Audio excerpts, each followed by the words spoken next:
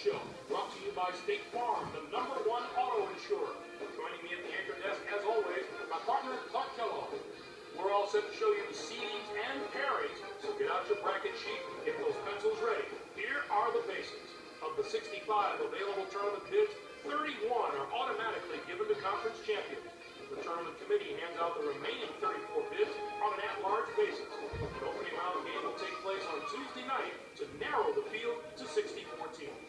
But before we unveil the brackets for this season, here's a look at the final top 25 media poll of the season. There's one big change you'll notice in the ranking. A new team has made the top 25 this week. The Michigan State Spartans are back in the poll as the #23 team. The poll voters have had their say in the national ranking since November. The time has come to hand over the reins to the selection committee. And that puts a cap on the final top 25 poll of the year. Now let's take a look at the NCAA tournament bubble and see which teams are sitting at home with their fingers crossed, hoping to see their name in the brackets. There are a lot of worthy candidates among these 10 teams, Clark. Which of these bubble teams stands out to you right now? The Western Michigan Broncos had the chance to set themselves apart from the rest of the bubble teams, but they never could get over that hump and guarantee themselves. They were once ranked this year. But they're not the only team sweating it out right now. The Siena Saints. And take comfort in the fact that there have been so many great showings by non-power conference schools in the tournament in the past few years.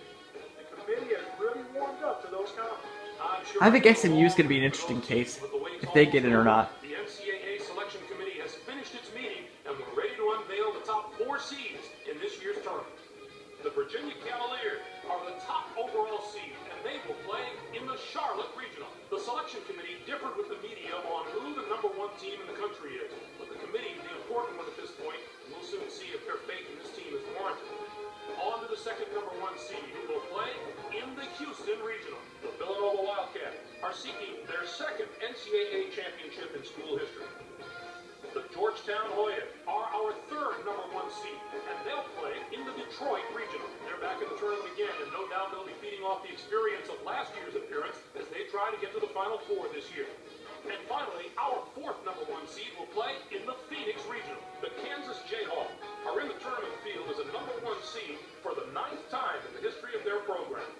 Now, here's how the brackets shape up. So what do you think?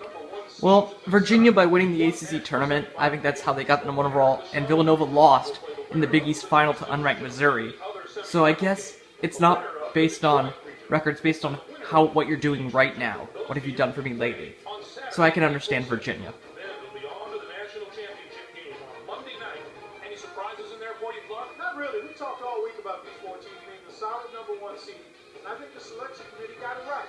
There isn't a whole lot of controversy with these teams. So, with the #1 seeds out of the way, it's finally time to tackle the rest of the bracket. First up, we take a look at the Charlotte Regional. The Virginia Cavaliers are the top seed, finishing at 26-6. In the ACC, they will take on the winner of the opening round play-in game between the Northern Colorado Bears with 11 wins and now the #8 seed, the Florida Gators, come into the tournament as the 4th-place team in their conference during the regular season and were losers in their first game at their conference tournament. They're going to play the #9 seed, the Gonzaga Bulldogs, who finished 2nd in their conference tournament, finishing at 23-7. The Boston College Eagles enter the field as the #4 seed from the ACC. This is their 21st. They fell to Virginia in the ACC championship game today. Getting ready to face the #13 seed, the Bucknell Bison, finished the season with 21 wins. They're the regular season and tournament champions from the Patriot League. The Alabama Birmingham Blazers come in as the #5 seed, finishing at 26-7. They lost the A-10 final to Louisiana Tech. On the 12th seed, the Portland Pilots from the WAC with 17 wins. Next up is the #2 seed, the Kentucky Wildcats, are the conference tournament and regular season champions from the SEC.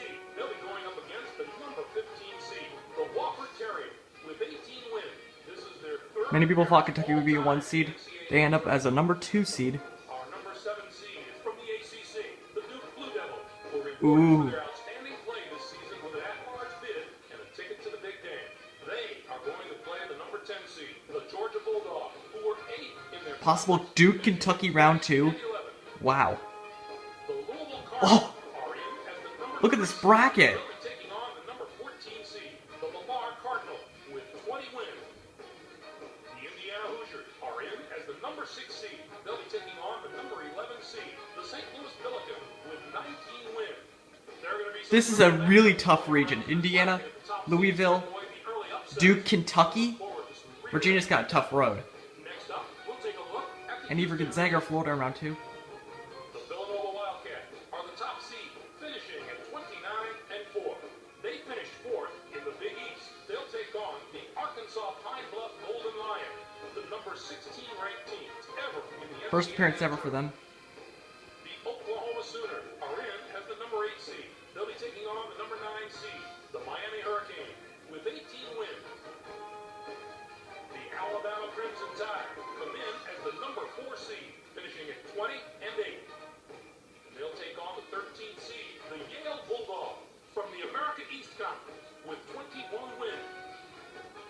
The San Diego State Aztecs enter the field as the number 5 seed from the Mountain West Conference. This is their 9th appearance all time in the NCAA tournament. They'll be getting ready to face the number 12 seed, the Louisiana Lafayette Raging Cajun, who finished the season with 19 wins. They're the tournament champions. Our number 2 seed is from the Pac-10, the USC Trojans, come into the NCAA tournament as winners of their regular season and conference tournament championship. They're going to play the number 15 seed, the Harvard Crimson, who came in first in their conference tournament, finishing at 13-14. Next up is the number 7 seed. The Baylor Bears have established themselves as one of the best teams from the Big 12. They'll be going up against the number 10 seed, the Santa Clara Broncos, with 19 wins. This will be the Washington Huskies are in as the number 3 seed. They'll be taking on the number 14 seed, the Iona Gale, with 17 wins. And now the number 6 seed, the Illinois Fighting Illini, come into the tournament after finishing 2nd in their conference during the regular season and finished 2nd in their conference tournament. They are going to play the number 11 seed, the Louisiana Tech Bulldogs, who came in first in their conference tournament. This is a pretty weak region. I think Villanova's got an easy road. Into the future a little bit. This bracket looks poised for a titanic matchup in the regional final. The top 2 seeds. Washington's the only threat to Villanova, I see. We have the possibility of a classic Elite 8 meeting. I don't see USC being good enough. Let's take a look at the Detroit region. The Georgetown Hoyas are the top seed, finishing at 26-4. In the Big East, they'll take on the Norfolk State Spartans, the number 16 ranked team in the Their first NCAA appearance. tournament in school history. Our number 8 seed is from the Big 10. The Ohio State Buckeyes were rewarded for their I see a bubble team. Western Michigan. Mac, they got in. They're going to play the number 9 seed, the Western Michigan Broncos, who finished second. They were once ranked this year. That probably helped them. 25-6. The Clemson Tigers enter the field as the number 4 seed from the ACC. This marks their 13th appearance in the NCAA tournament in the history of their school. They'll be getting ready to face the number 13 seed, the Cal State Northridge Matadors, who finished the season with 21 wins. They're the tournament champions from the Big West. The Tennessee Volunteers are in as the number 5 seed. They'll be taking on the number 12 seed, the Valparaiso Crusaders, with 19 wins. The Texas Longhorns are in as the number 2 seed. They'll be taking on the number 15 seed, the Mountaineers of Mount St. Mary, with 14 wins. Next up is the number 7 seed, the Oklahoma State Cowboys. A lot of orange in this bracket. Texas, Oklahoma State, Clemson, Tennessee. The number 10 seed, the Southern Methodist Mustangs, with 21 wins. This marks their 13th Yet another bubble team. NCAA tournament. I question this one a little bit. And now the number 3 seed, the Pittsburgh Panthers, come into the tournament on the strength of a 3rd place finish in their conference regular season and were semifinalists in their conference tournament. They are going to play the number 14 seed, the Bowling Green Falcons, who came in first in their conference tournament, finishing at 20-10.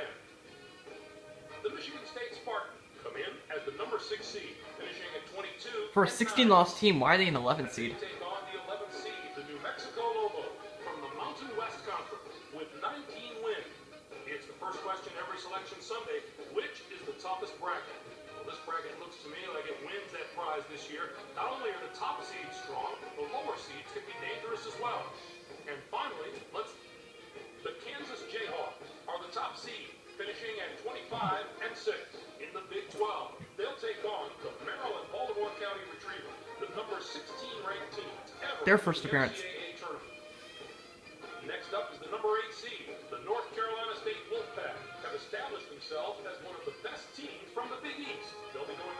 number 9 seed, the Seton Hall Pirates, with 19 wins. This will be their equal.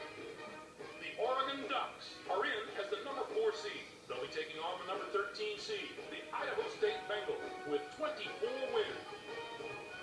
The California Golden Bears come in as the number 5 seed, finishing at 23-5. Cal's an extremely dangerous 5 seed. Take on the 12th seed, the Missouri Tigers, from the Big East, with 19 wins. The UNLV Runnin' Rebels, The defending champs. number 2 seed from the Big Ten. This is their 21st appearance in the NCAA tournament in team history. They'll be getting ready to face the number 15 seed, the Eastern Kentucky Colonel, finished the season with 14 wins. And now the number 7 seed, the Providence Friars, come into the tournament on the strength of a 3rd place finish in their conference regular season and were semifinalists in their conference tournament. They are going to play the number 10 seed, the Charlotte 49ers, who came in first in their conference tournament, finishing it. The North Carolina Tar Heels are in as the number 3 seed. They'll be taking on the number 14 seed, the Cougars of the College of Charleston, with 17 wins. Our number 6 seed is from the SEC, the Mississippi State Bulldogs, who were rewarded for their outstanding play this season with an at-large bid and a ticket to the Big Dance. They are going to play the number 11 seed, the Davidson Wildcats, who came in first in their conference tournament. I think this could wind up being the bracket that brings us this year's Cinderella story. A few of the higher seeds here have had terrific seasons, and I'll be surprised if at least one of them doesn't put together a long run in this tournament. What are your thoughts on our top 16 seeds, Clark? Maybe I haven't agreed with the selection committee every year, but I think they did a great job this time. I agree. This is really interesting. The Kansas Jayhawks are probably the number 1 seed in my mind that is most vulnerable. If I had to pick one of the top seeds that's ripe for an upset, I have to say it's going to be them. Now, let's bring the conference picture into focus. The ACC gets 17. The Big East with 7. 6 out of the Big 12. The SEC gets 5 teams. The Big 10 with 5. 3 out of the Pac-10. It was really a terrific year for the teams in the West Coast Conference. They topped the non-power conferences with the number of bids they got, and it shows you how far this conference has come. They're becoming dominant at that level. It's too bad we didn't see more small conference schools in the tournament. We showed you the bubble teams before. Now that we know who's in and who's out, what do you think of the selections, Clark? The Georgia Bulldogs got rewarded for having the toughest schedule of any of the bubble teams. Strength of schedule is always going to be a tiebreaker for the bubble team. It definitely swung the committee in their The last one in. West Virginia, the first one out. Weber State again on the wrong side of the bubble. The West Virginia Mountaineers just didn't do enough in the latter part of the season to warrant that bid. It's really too bad because I like a lot of the things they bring